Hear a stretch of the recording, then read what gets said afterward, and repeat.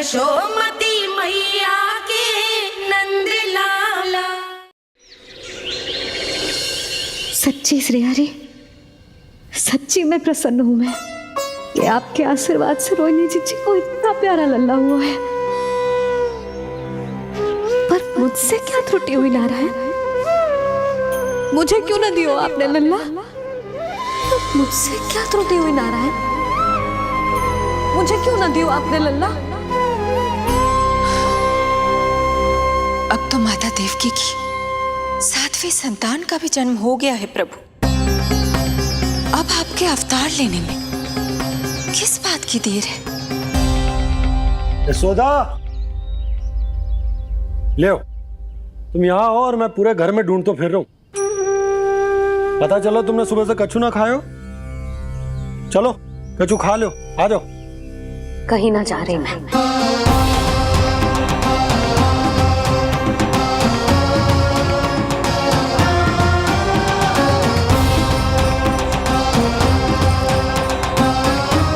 क्या हो वो? हरि को बांध के बैठी हूं। जब तक मेरे प्रश्नों के उत्तर ना देंगे, ना कहीं जाऊंगी, ना कछु खाऊंगी। कौन से प्रश्न और कैसे उत्तर?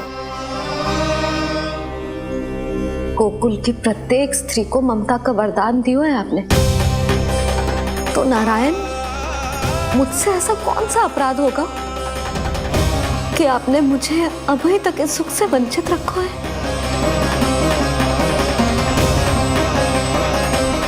आज बोलना पड़ेगा प्रभु, बताना पड़ेगा कि आपने मुझे लल्ला क्यों न दी।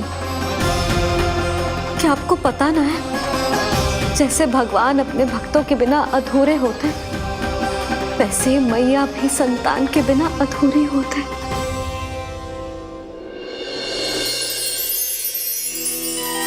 साचा सुमिरन सबसे हरि को, साचा है हरि नाम, जिनकी कृपा से बन जाते हैं सबके बिगड़े काम।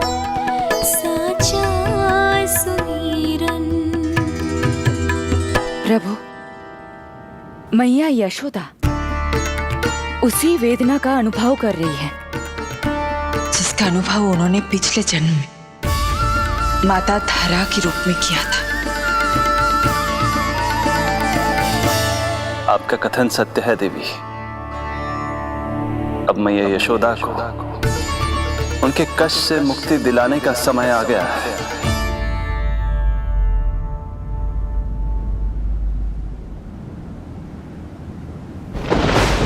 उठो पूर्णा, शीघ्र ही यशोदा के यहाँ पुत्र का जन्म होगा। नक्षत्रों की गति से उत्पन्न संकेतों को देखो।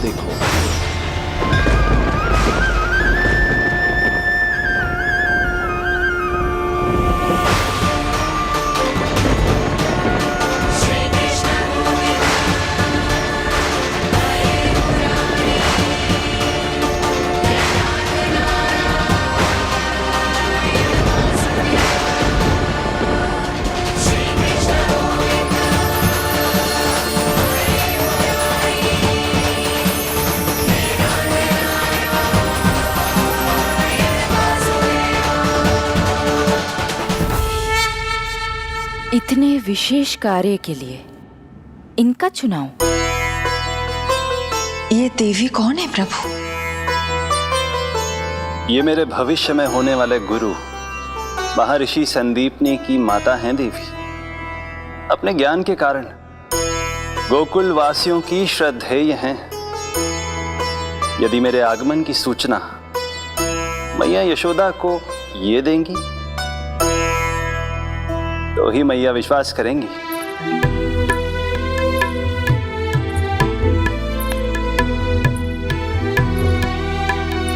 आंगन खाली, आंचल खाली, सूखे उपवन की मैं माली। क्यों ना मेरे भाग में ललना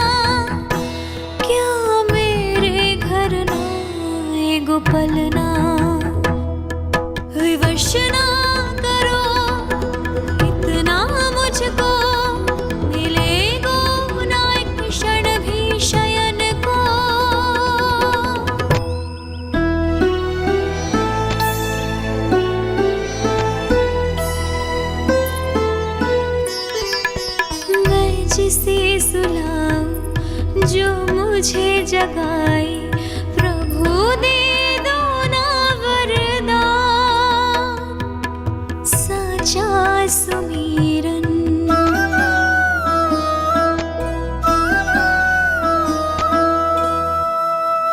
मुख पे ना मेरे जब तक ममता की मुस्कान खिलेगी, तुमको भी न तब तक भोग में तुम्हारी अति प्रिय खीर मिलेगी। कसम प्रभु तुम्हें दे रही जसोदा, माखन भोग लगेगा तीखा, इस दुखियारी की विनती का रखोगे जो नामान, साचा सुमीरन सबसे हरि को, साचा है हरि नाम, जिनकी कृपा से बन जाते हैं सबके बिगड़े काम, साचा सुमीरन।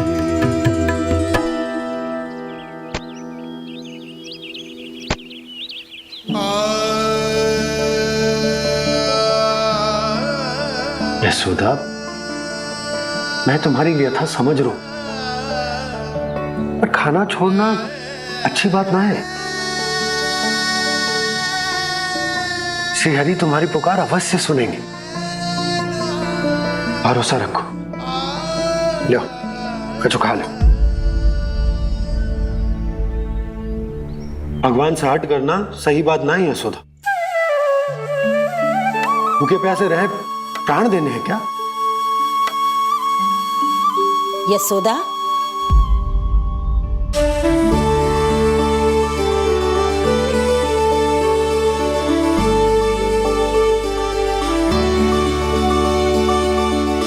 होने वाली मैया को अपने स्वास्थ्य का विशेष ध्यान रखना चाहिए।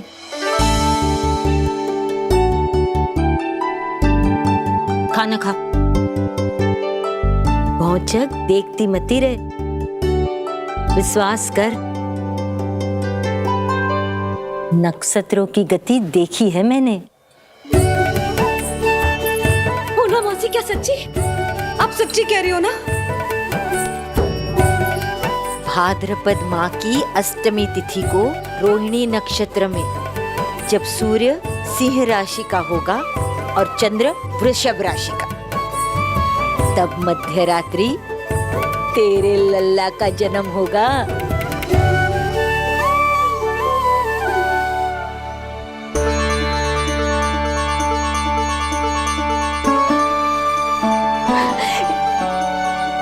इतने वर्षों में कभी किसी ऋषि मुनि, किसी ज्ञानी ने हमें ऐसी आशा ना दी। आज पहली बार हमें इतना स्पष्ट आश्वासन मिलो है। बहुत बहुत धन्यवाद आपका पूर्णा मौसी, बहुत बहुत धन्यवाद।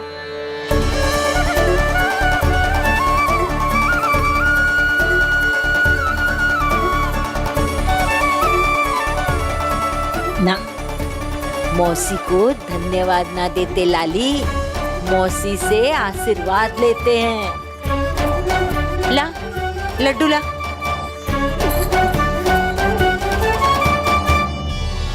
खा ले।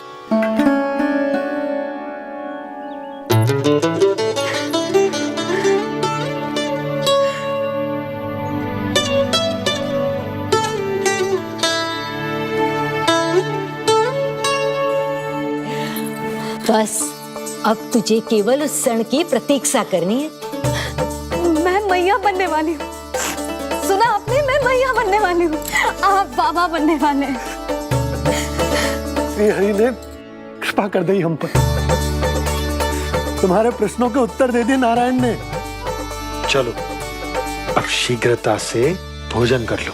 मैं जा रही हूँ रोहिणी जीजी को बताने। अरे पर भोजन पूर्णा मौसी जो कह देती है वो हो के रहता है।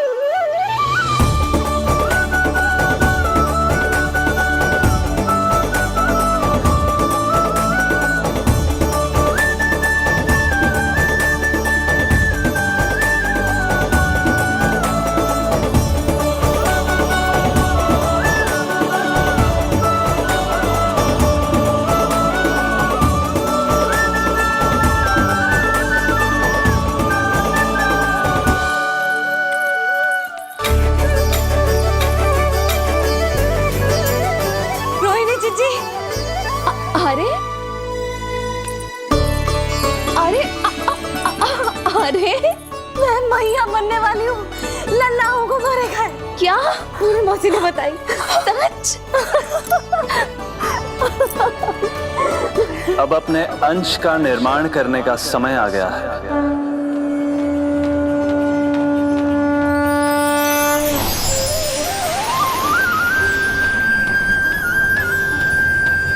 वसुदेव सुतं देवं कंसचाणूरमर्दनम्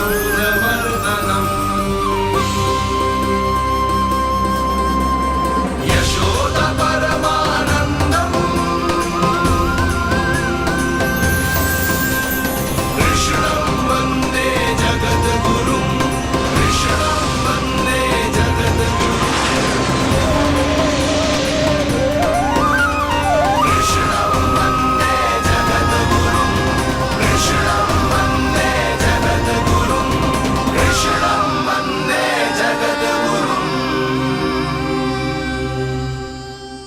कृष्ण कृष्ण कृष्ण कृष्ण कृष्ण कृष्ण कृष्ण कृष्ण।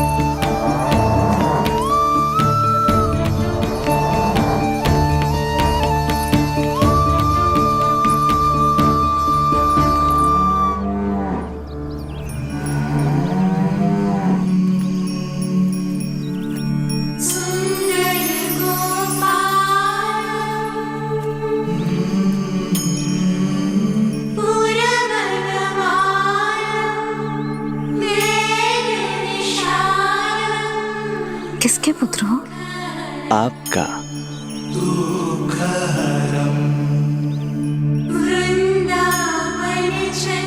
आपकी गोद में शीघ्र ही खेलने के लिए मैं आतुर हूँ मैया। कछु विचित्र लग रहा है। कौन हो तुम? मैं हूँ श्री विष्णु का अवतार।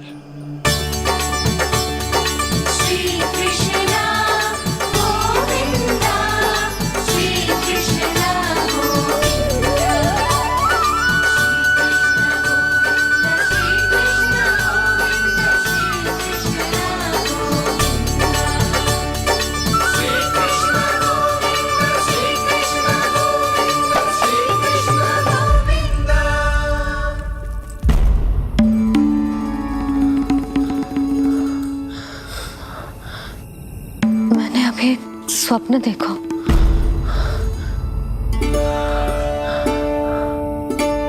क्या वो स्वप्न वन में था?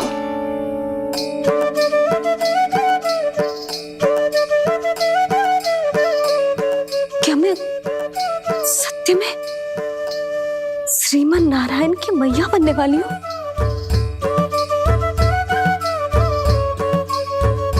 यशोदा ने स्वप्न में जो देखा था, सांसारिक माया के कारण वो उस पर विश्वास करने में असमर्थ थी। मुझे भरोसा ना हो रहा है। ये तो संभव ही ना है। मैं श्रीमन नारायण की मैया कैसे बन सकती हूँ? परंतु स्वप्न इतना सच्चा, इतना वास्तविक था यशोदा। ऐसा लगो जैसे स्वप्न ना है, सच की परछाई। आप मेरा उपहास कर रहे हो ना? अरे कल तक तो ये भी ना पता था कि मैं कभी मैया भी बन पाऊंगी कि ना। और आज आप कह रहे हो कि श्रीमन नारायण स्वयं मेरी कोख से जन्म लेंगे। ना ना, ऐसे उल्टे सीधे विचार मेरे मन में मत ही डालो आप। मैं तो साधारण सी स्त्री हूँ जो बस एक सामान्य सी मैया बनना चाहती है। मुझे तो बस एक सामान्य सा लल्ला चाहिए, छोटा नटखट प्यारा सा मेरा बाल गोपाल। मेरा लाडला होगा वो, मेरा राज दुलारा, मेरी आंखों का तारा।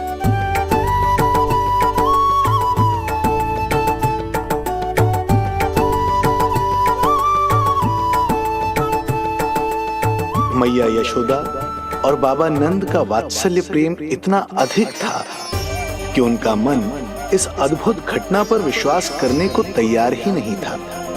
जिस स्वप्न को सत्य समझना था उसे मिथ्या मानकर भुला दिया उन्होंने, किंतु श्रीमन नारायण को आना ही था। स्वप्न साकार करने वाले को ही तो भगवान कहते हैं।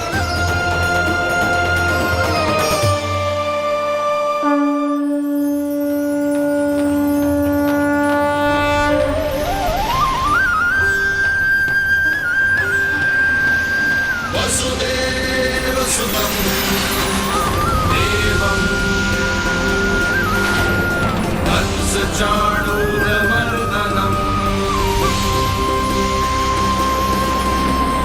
यशोदा परमानन्दम् कृष्णं वन्दे जगद्गुरुं कृष्णं वन्दे जगद्गुरुं वसुदेवसुतं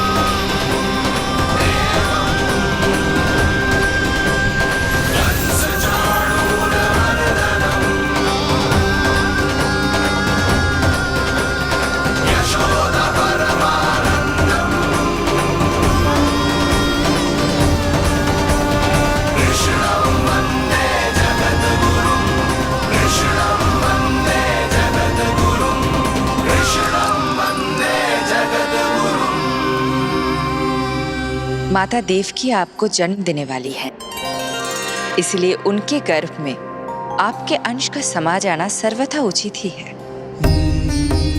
किंतु मैया यशोदा के हृदय में आपने अपने अंश का एक भाग स्थापित किया है। इसका अवश्य ही कोई ना कोई कारण होगा। मेरे अंश के ये दोनों भाग तन और आत्मा है देवी। माता देवकी मेरे तन को जन्म देंगी, किंतु मेरी आत्मा का जन्म मैया यशोदा के हृदय से होगा। जब मैया प्रथम बार मुझे अपने हाथों में थामेंगी, मेरे अवतार की आत्मा और तन एक दूसरे से जा मिलेंगे और तभी मेरा अवतार पूर्ण होगा। मैं और यशोमती मैया एक दूसरे के साथ हृदय से जुड़ेंगे। इसीलिए समस्त संसार में हम दोनों की जोड़ी एक माता पुत्र की अद्भुत जोड़ी के रूप में जानी जाएगी।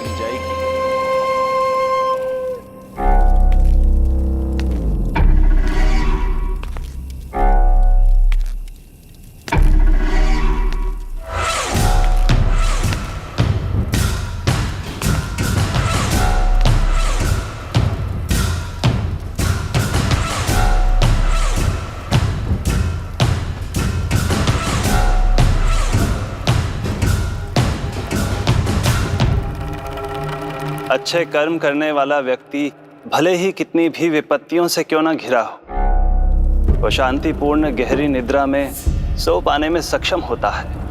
किंतु यदि कोई व्यक्ति दुष्ट हो, क्रूर अत्याचारी हो या चोरी, हिंसा, हत्या जैसे जघन्य अपराध करता हो, तो फिर भले ही उसके पास कितनी भी संपत्ति और शक्ति क्यों ना हो, वो कभी शांतिपूर्ण निद्रा में नहीं सो पाता।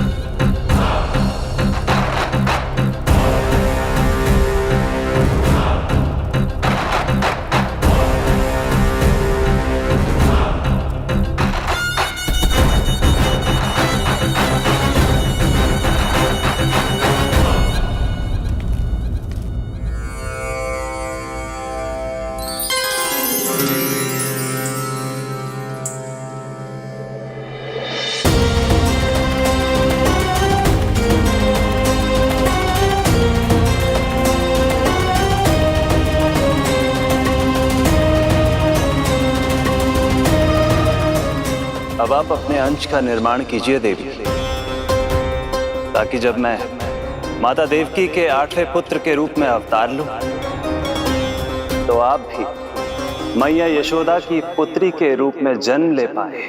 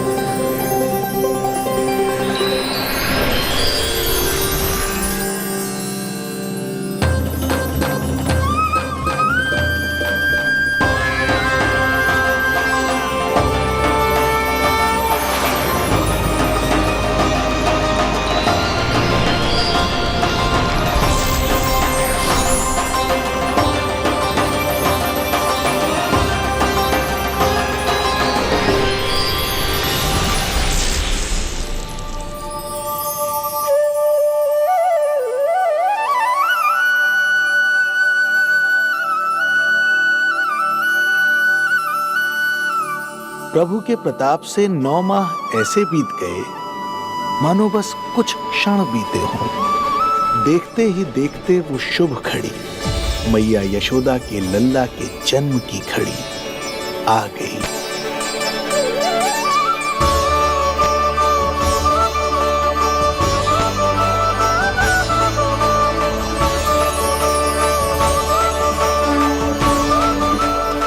भाद्रपद माह की अष्टमी तिथि।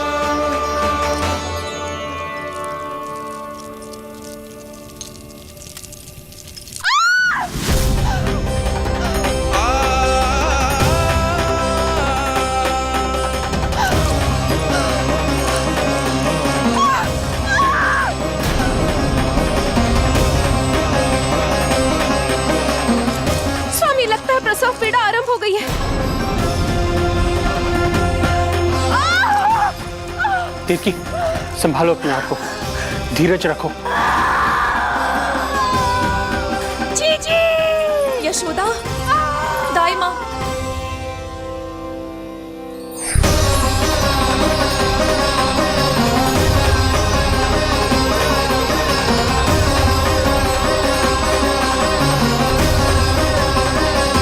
रोहिणी नक्षत्र, रोहिणी नक्षत्र।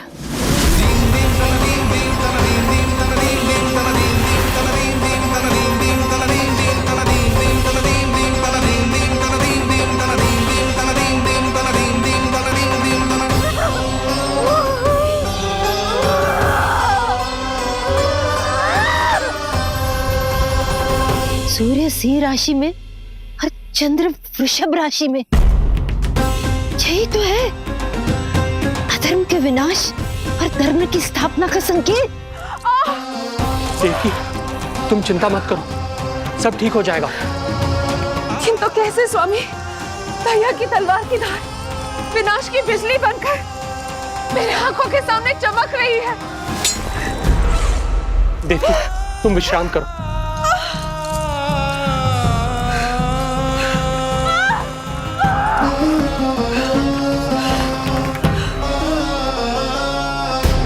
दुर्जन, जाओ फिर से देखो, मुझे पल पल का समाचार चाहिए।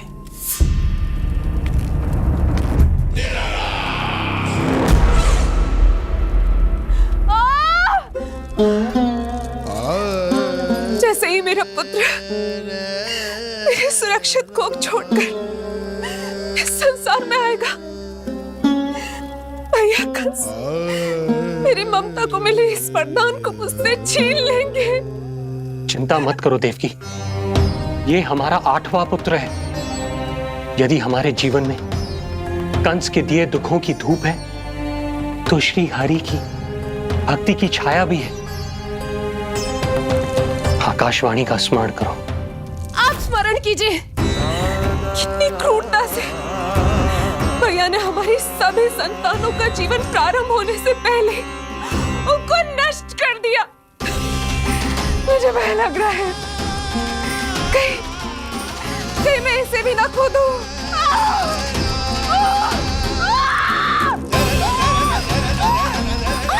अब और प्रतीक्षा ना हो पाएगी मुझसे। अब और प्रतीक्षा ना हो पाएगी।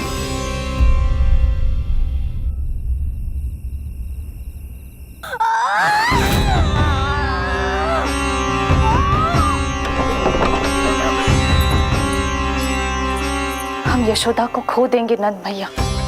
यदि संतान का जन्म शीघ्र ही नहीं हुआ तो वो अत्यधिक पीड़ा में है। वैद्य जी ने जो प्रसव की घड़ी बताई थी वो भी कब की बीत चुकी है। भाभी, आप दाई माँ से कहियो कि मेरी पत्नी और संतान को बचाने की हर संभव चेष्टा करें। मैं यही प्रार्थना नारायण से करने मंदिर जा रहा हूं।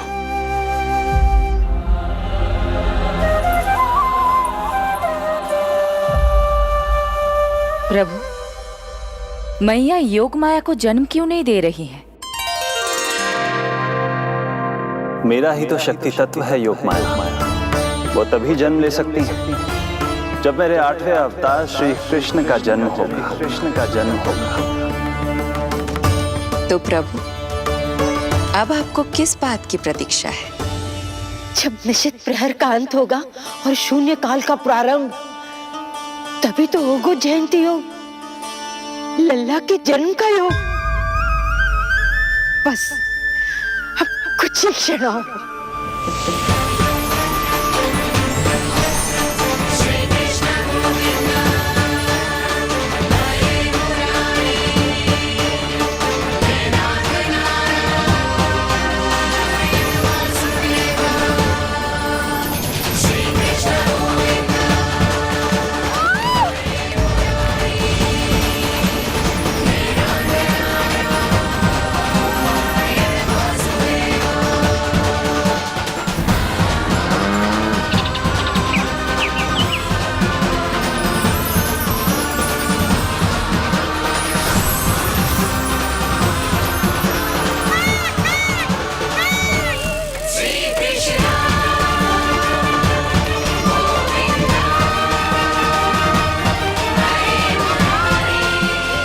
इस युग की सबसे शुभ घड़ी आ गई। प्रारंभ हो गया दिव्य शून्य काल।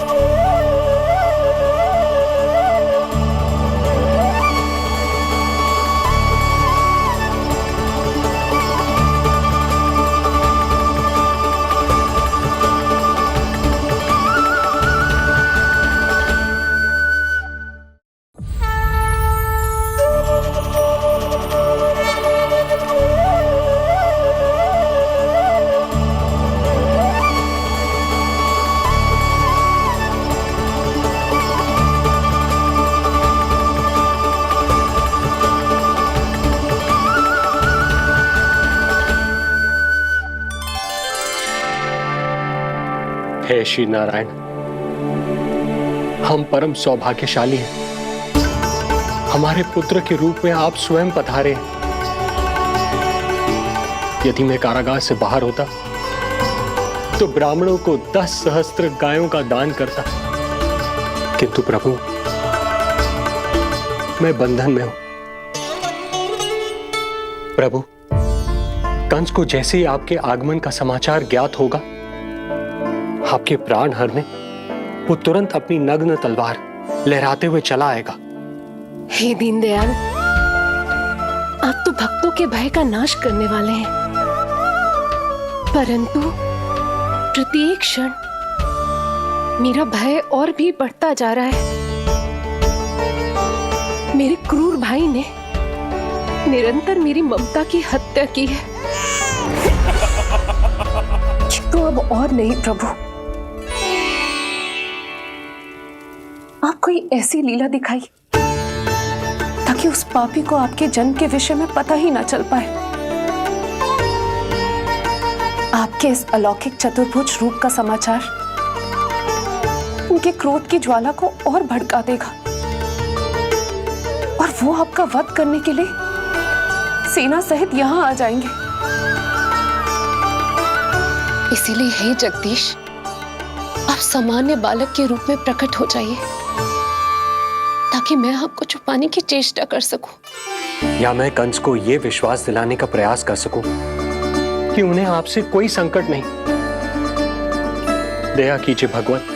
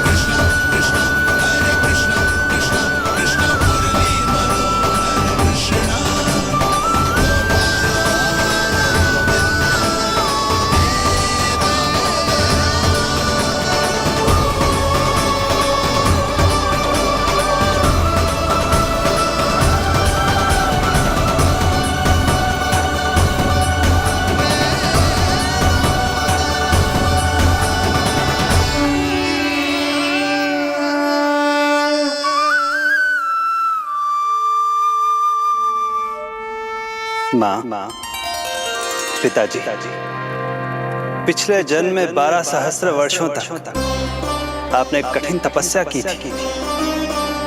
मूसलाधार वर्षा, घनघोर आंधी, चिलचिलाती हुई धूप और अस्थियां जमा देने वाली ठंड, सभी कष्ट सहे थे आपने, केवल इसलिए कि आप मुझे पुत्र रूप में प्राप्त कर सके। और आज जब मैं आपके सामने हूं तो आप कंस के भय से व्याकुल हैं और पुत्र के रूप में एक सामान्य बालक चाहते हैं। मेरे माता पिता होने के नाते आपकी इच्छा का पालन करना मेरा कर्तव्य है। मैं एक सामान्य बालक का रूप धारण करूंगा। आपको मेरे लिए चिंतित होने की और कंस से भयभीत होने की आवश्यकता नहीं। मेरा जन्म पृथ्वी पर धर्म को पुनः स्थापित करने के लिए ही हुआ है, किंतु अभी समय कम है। यशोदा रानी की चेतना जा रही है, ये इनके प्राणों के लिए शुभ संकेत नहीं है। यशोदा, आंखें खुली रखो। यशोदा, यशोदा आंखें खुली रखो।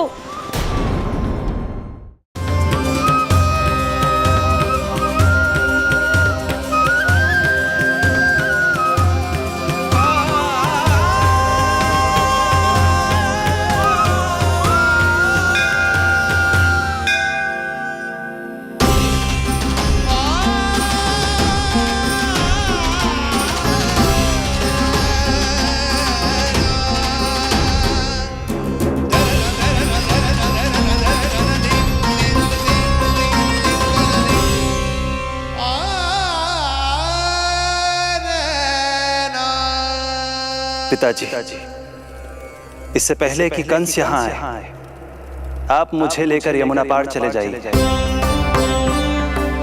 और वहां गोकुल में अपने भाई नंद के संरक्षण में मुझे छोड़कर उनके यहाँ जन्मी पुत्री को यहाँ ले आई। उसके प्राणों की चिंता मत कीजिए मां, जो हो रहा है मेरी ही लीला है।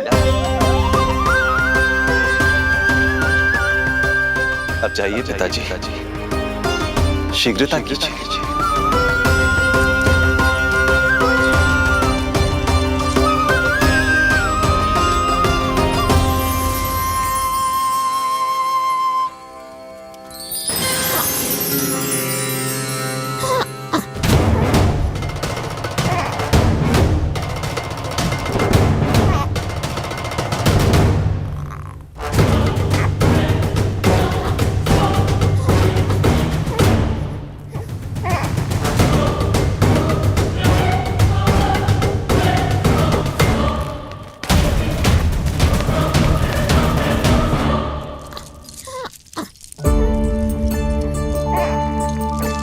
प्रभु, प्रभु क्या करना है ये तो आपने बता दिया, किंतु कैसे करना है ये नहीं बताया। पीढ़ियों में जकड़ा हुआ हूं, कारागार से बाहर कैसे जाऊंगा? यशोदा, बस थोड़ी देर और धैर्य रखो। अब और प्रतीक्षा ना हो पाएगी मुझसे, अब और प्रतीक्षा ना हो पाएगी। अब और अधिक प्रतीक्षा आपको करनी भी नहीं पड़ेगी मैया।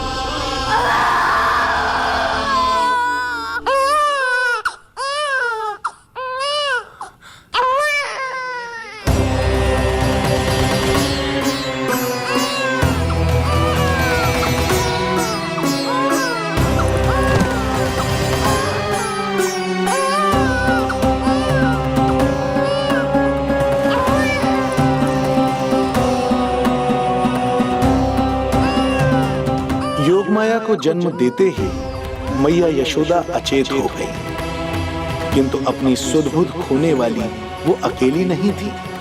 इससे पहले कि कोई नन्ही योगमाया को दृष्टि भर कर देख पाता, संपूर्ण गोकुल उनकी किलकारियों के प्रभाव से गहरी निद्रा में सो गया।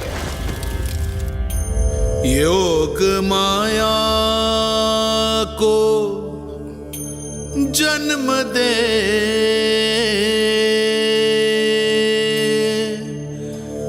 यशोमती हुई निढाल,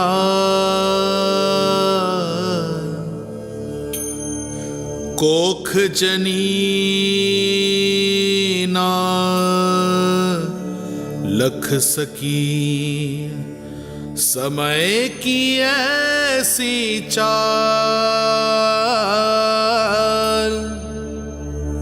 समय की ऐसी चाल।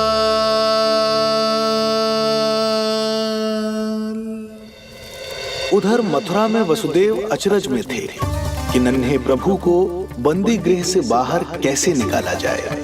अब केवल श्री विष्णु की माया ही इनकी सहायता कर सकती थी। प्रभु की आज्ञा का पालन कैसे संभव होगा? संपूर्ण कारागार पहरेदारों से भरा पड़ा है।